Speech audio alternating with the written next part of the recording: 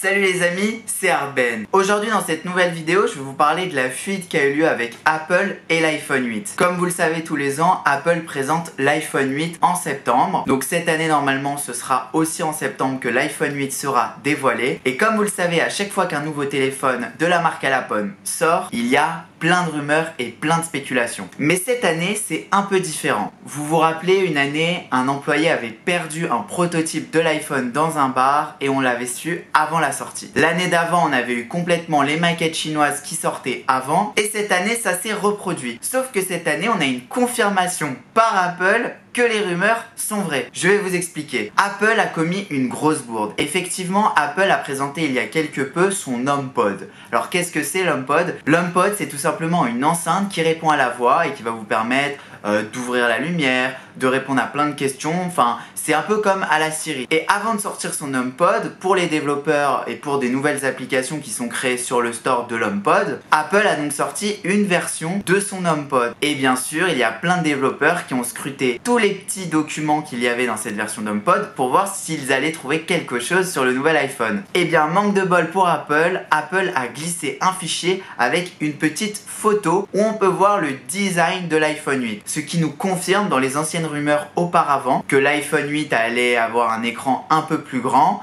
et qu'il n'y aurait plus de bouton Home. Alors, ce fichier a été trouvé par un développeur au nom de Steve, comme vous pouvez le voir en ce moment. C'est ce développeur qui a trouvé cette information vraiment très confidentielle. Donc le fichier se compose avec une icône, donc il n'y a pas vraiment l'image du nouvel iPhone 8, mais on a les contours, et ça nous permet vraiment de voir que toutes les rumeurs d'auparavant étaient vraiment vraies. L'écran du nouvel iPhone recouvrirait la quasi-totalité de l'appareil, donc il sera bord à bord. Ce serait l'iPhone avec la plus grande résolution. Effectivement, cet iPhone serait doté de 2436 par 1125 pixels, vous vous rendez compte? Et par exemple, pour comparer avec l'ancien iPhone, donc l'iPhone actuel, l'iPhone 7 Plus, il fait que 1920 par 1080 pixels, ce sera donc un écran avec une énorme résolution. On parle d'un iPhone de 5,8 pouces. Donc ce sera vraiment une nouveauté chez Apple d'offrir un téléphone avec une telle image et une telle grandeur sur l'écran. Alors pour ce qui est des dimensions du nouvel iPhone, il sera pas pareil que les anciens iPhones. Il sera moins large. Un peu plus large que l'iPhone 5C, mais quand même moins large comme vous pouvez le voir en ce moment à l'écran. L'iPhone ne sera vraiment pas dimensionné comme les anciens. Alors le développeur qui a trouvé tout cela a trouvé une autre petite information qui est plutôt croustillante, car il y a eu un fichier